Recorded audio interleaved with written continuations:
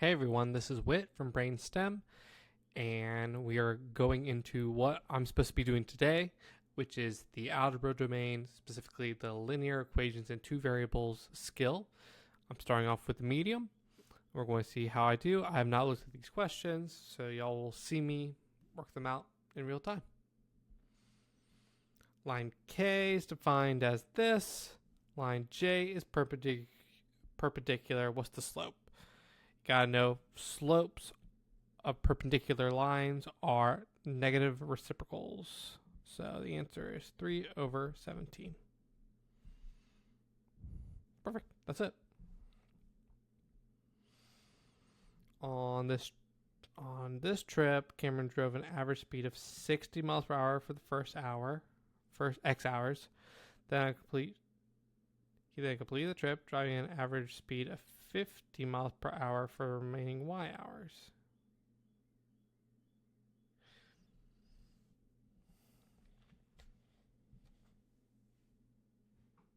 Okay, gotcha. You didn't return or anything. If X is equal to 1, if he drives 1 hour at 50, what's the value of Y? Okay. If he drives 1 hour at 50 miles per hour, or let's see, we should set an equation. 60 times X plus 50 times Y. Let's think about units. That's in miles. That's in miles per hour times hour. So that works out. Mile per hour times hour. So that works out. Okay. 210 minus 60 equals 50Y. Should be able to do this in my head. 150 equals Y. 3 equals Y. The rest of the trip is 3 hours long. Artist paints and sells square tiles. The selling price of P of a painted tile is a linear function. Side length of the tile S. Is it a square tile?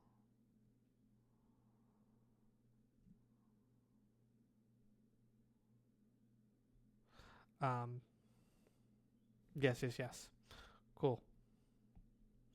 So, price is equal to some factor S squared.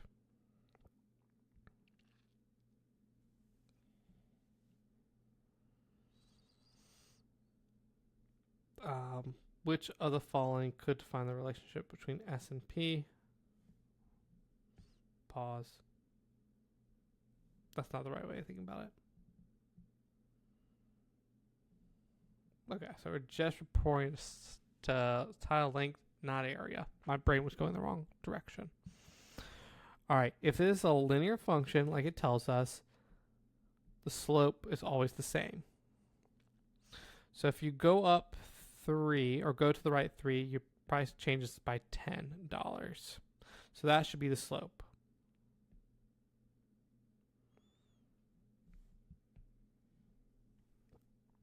All right, and I have a feeling, let's see.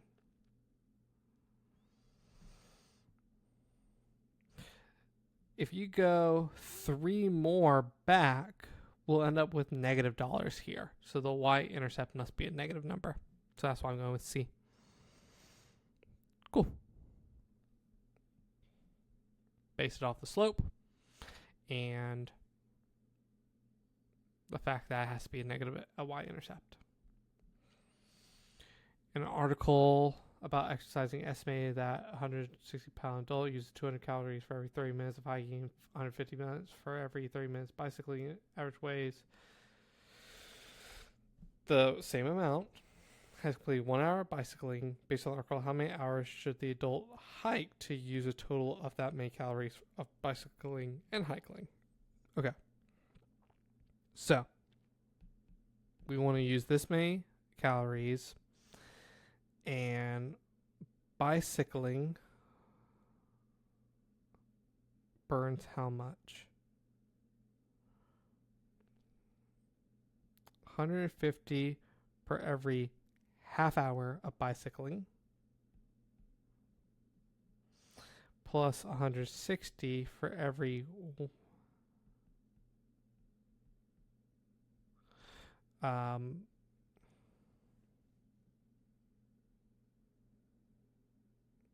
sorry, this is all messed up. That's hiking. This is bicycling. That is for 1 hour.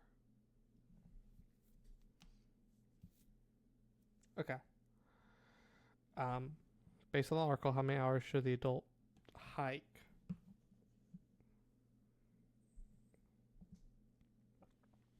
So we've bicycled for 1 hour. I'm going to subtract. There's a 1 in there. So I'm going to subtract 160 from both sides. 1740 equals. Going ahead and saying if we burn 150 for a half hour of hiking, we burn 300 for a full hour of hiking. So I'm changing that real quick. If I do this division, I type it right in my calculator, I get 29 divided by 5, which is 5.8, which is really close to 6. I'm double checking this one. This just feels off. An article, let me highlight what's important.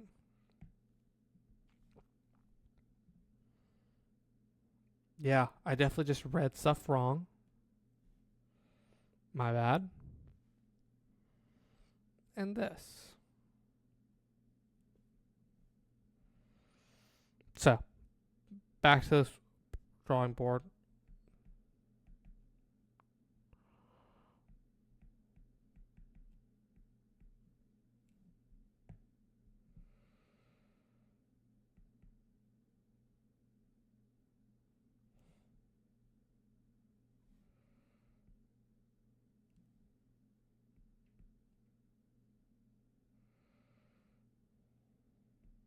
I changed both of them to full hours.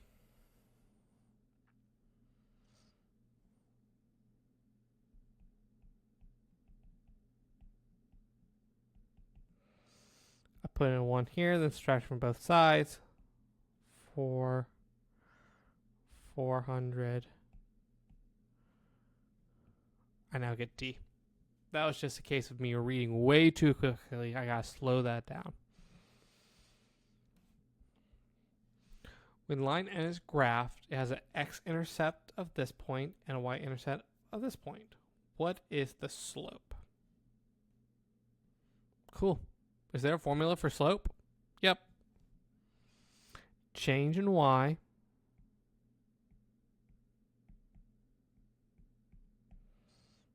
over change in x.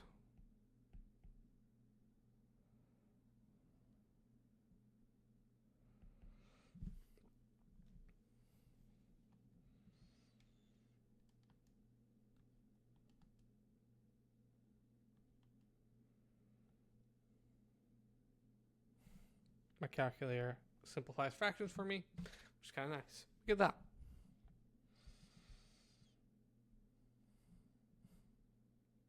All right, 2 points. Asking us for standard form, but it's kind of nice. It does give us the y-intercept. So I immediately know that's that. And it looks like it goes from a height of -5 to -1 in just 1 step. So that's a pretty big slope. Yeah. I didn't even plug that into my calculator. I don't think I need to. Okay. Let's try and figure out this one where I could see myself making a reading mistake. City is planning. Let me read on my iPad. City is planning to build a rock retaining wall, a monument, and a garden in a park. Table above shows the 4 rock types that will be considered for the use in park. Also shown for each rock type is its weight per volume in cubic pounds, blah, blah, blah, and the cost per pound in dollars.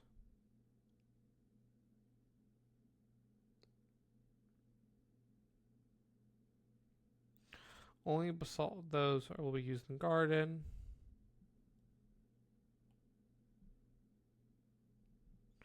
The rocks in the garden will have a total weight of such. If 330 pounds is used, of granite used, which of the following equations can show the relationship between the amount of y and x in feet cubed for each of the other rocks used? Okay. A lot going on here. I could see myself making a dumb mistake here. So, what's the constraint? Something's going to add up to 1,000 pounds. So, we're talking about basalt, granite, limestone.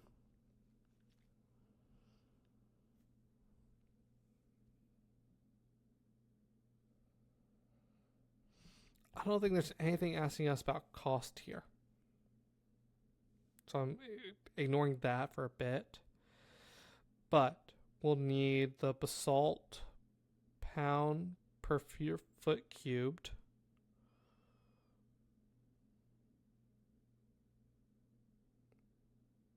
(180) B plus 165 G plus 120 L. And the units of those three variables are in feet cubed. All right. If 330 pounds of granite. So I don't even care how many feet cubed of granite I'm using. I just know that that is 330. So I'm subtracting that from both sides. That's 670 is equal to 180 basalt plus 120 L.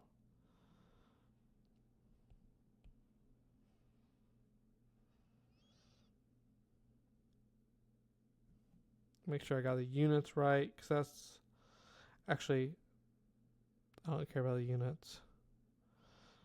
Or like X and Y, that's what I meant.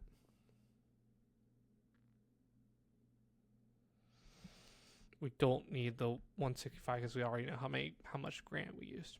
Okay. A lot of reading, but I think we got through it. 4 more questions. 8, 9, 10, 11. Okay. Figure A and figure B are both regular polygons. The sum of the perimeter of A and the perimeter of figure B is, so both of them added together is 63. The equation blah represents the situation where X is the number of sides of figure A and Y is the number of sides of figure B. Which statement is the best interpretation of 6? What's the unit of this? Inches. And so 6 times Y has to give us the unit of inches. So we're told what Y represents, but it has to be in units of inches.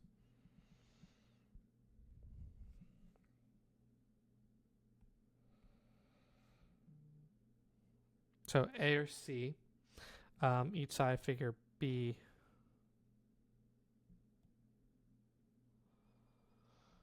So just make sure we're talking about the right polygon here. On to the next one. Table shows 3 values of X and their corresponding values of Y, where N is a constant. For the linear relationship, linear, that's important to know, between X and Y was the slope of the line represented blah, blah. Okay. If we go back 3, the value went up 92, the Y. So we definitely have a negative slope. I think we should be able to get a value. It should be negative 92 per every 3 runs. So we're going to go with A.